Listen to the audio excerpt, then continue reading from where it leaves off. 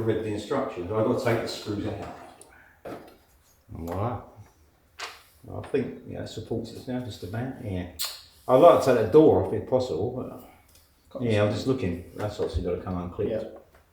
So we should read it like that. There, that's it, mate. That's what I prefer.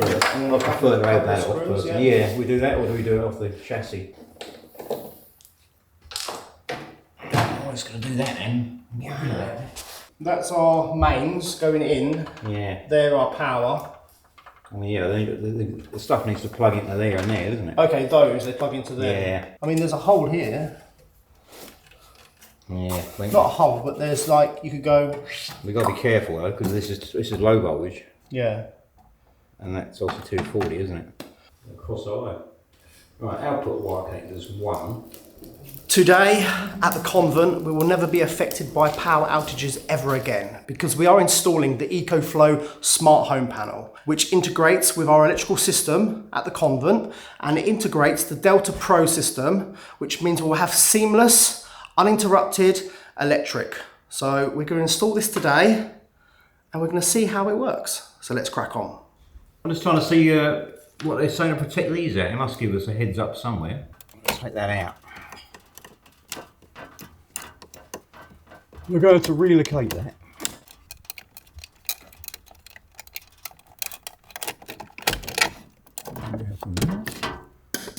That's well fixed, isn't it? There it goes. There we go. Voila. Voila. We're ready, right? 2 holes in, I think. Yeah, good. Bolt that to the wall, bolt that to the panel. That's it.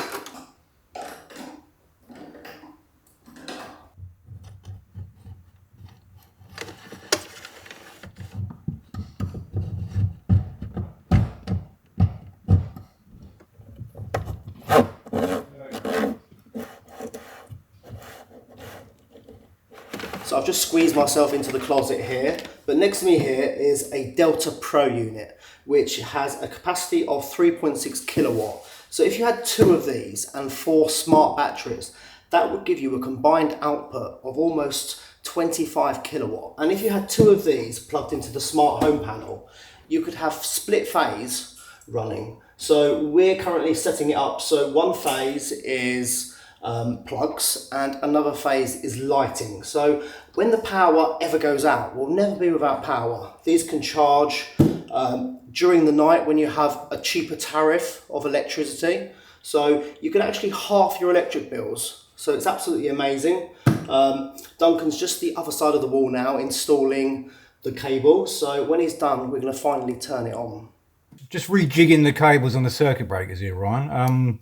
These 2 circuit breakers are on 1 phase, and also these 2 circuit breakers here are on the same phase. So we're going to use them 4 off one of the Delta Pros, and then for the lighting we're going to use all of these on 1 phase on the other Delta Pro, if that makes sense. It makes no sense to me, Duncan, but it makes sense to you. That's what matters. That's what matters.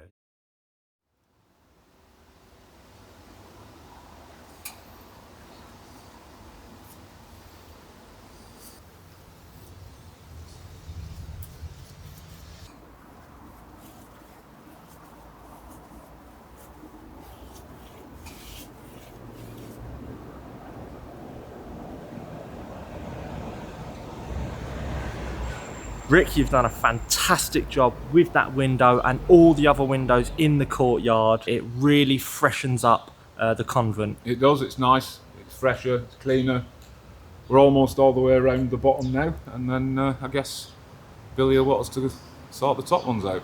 You've become an absolute master at painting, so I won't be surprised if Billy does get you to paint those top windows right up the top there on the 3rd floor. Yeah, but we're going to have to get a cherry picker for that, I think, Rick. Yeah, and not too much paint on my hands. So. No, just a little bit on your face though, Rick. That's okay, that's wall paint.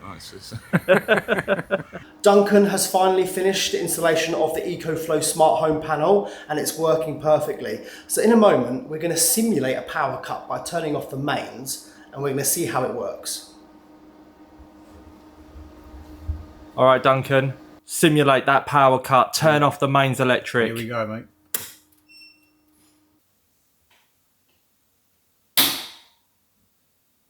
Whee! So now it's running off the EcoFlow. All right, and we've got power. We've got lights. This is amazing.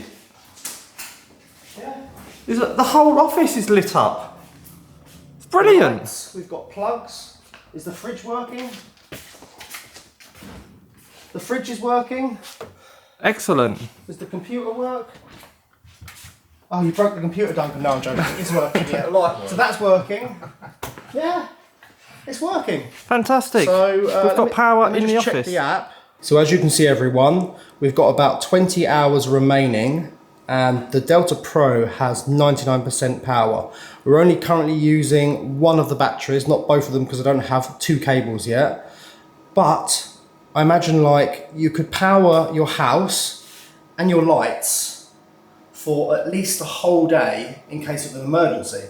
But if you have a small house, you could power for much longer, because the office at the moment has quite a few appliances. It has a lot of lights, a lot of things are plugged in, like computers and things like that. So yeah, I think it would be fantastic as a sort of normal home backup system.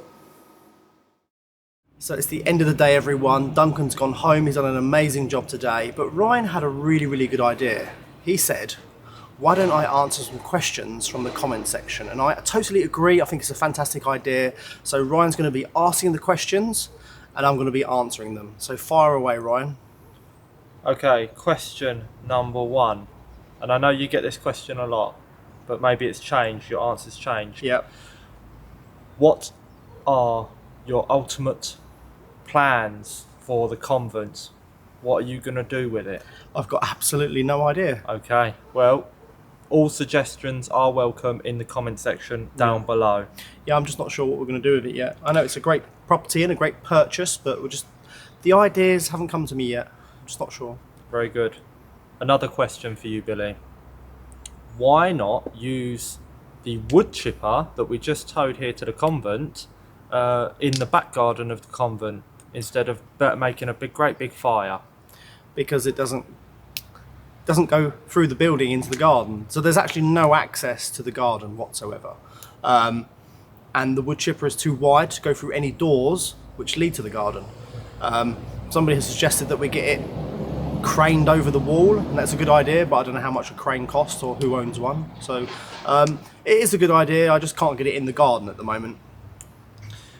Another question. You mentioned making the convent somewhere for the town to be able to use.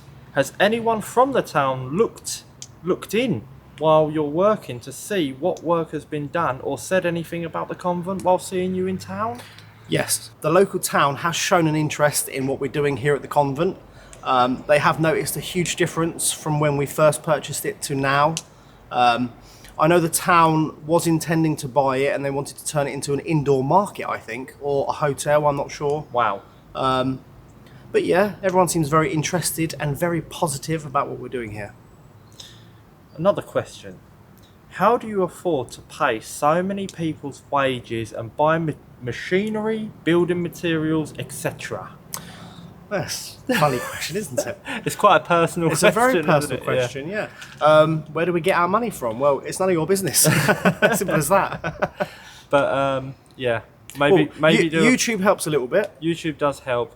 Maybe do in the future you could do like a budget video, It's a good like idea. a weekly budget, what you spend on the convent Everything I earn goes on the convent. goes on the convent. Yeah. So actually, I mean, look, I've got trainers which are literally falling apart. I've got clothes with holes in and things like that. You know, I don't really spend any money on myself at the moment, only on the convent. I think that's why it seems like you are spending so much money, is because you don't really spend money on yourself. It's just all going to the convent. I mean, I do like a purchase like an antique or something like that for the convent, or maybe a piece of equipment for the vlogs, or like a new camera or something like that. That feels like a personal purchase, but it's not, because it's actually for the videos and it's for the project that we're working on. So sometimes purchases like that do feel like they're personal, but they're not. They're actually for the business and for the Convent. It's not. I know you've accumulated quite a lot of equipment and stuff, but it's not every day. You're not always going out buying antiques. No, You're no, not no. always. You don't have people working here every single day of Exactly. the week. It might seem like a lot, but Well, it took me 3 years to save up for a decent lawnmower. yeah, The wood chipper, we just so happened to have the money at the time to buy something like that, but that was a huge investment. 12,000 euros on a wood chipper. Yeah, and the digger and things like that. All this equipment, it's not just bought aimlessly. It's bought with a lot of thought and for good purpose. So true. Next question. With regards to the convent, how much are the taxes each year, and do the taxes ever go away? So the taxes never go away. The taxe foncière, I think it's called. Taxe foncière, yes. Taxe foncière for this building is about 4,000 euros a year. But the chateau, for the same, for more land, more buildings, is about 8,000 or 9,000 euros. So it doubles. Ouch. Yes, it's painful. Yeah, That is- when that comes in. Yeah, that's not very nice. Yeah, so no nice Christmas presents for anyone. Well, for the government. Oh yeah, they get a nice present. Yeah. One last question. Do you have any regrets with regards to purchasing the chateau or the convent? Definitely not the chateau. That's probably the best thing we've ever bought. The convent is one of those purchases that I wasn't madly in love with it when we first saw it. I just thought it was, a great building and it had good potential and it would be so much fun sort of discovering it. But yeah, the convent's a lovely place, and sort of the more work we do to it, the more I fall in love with it. So I think it was a great purchase, and I definitely don't regret buying it. Okay, Billy, thank you so much for answering these questions. Well, thank you for answering them, Ryan. And I didn't answer them. You answered them, Billy. I'm recording that. Okay, Billy. Thank you so much for answering these questions. I'm sure the people who asked them will be thrilled that you answered them. And of course, I will invite everyone in the comment section to leave a question if you have one. Yes. And we will eventually, maybe one day, do a Q&A, and you'll get your question answered. But for now, thank you so much, Billy. Well, thank you for asking the questions, Ryan. It's my pleasure, Billy. Yeah. And thank you to everyone who watched this video today. I hope you enjoyed it, and we'll see you all again tomorrow. Goodbye. Love you. Goodbye. Goodbye. Hi. You meant to say goodbye. Goodbye. There you go. Yeah. Right, let's put this camera away. God, look at my chins.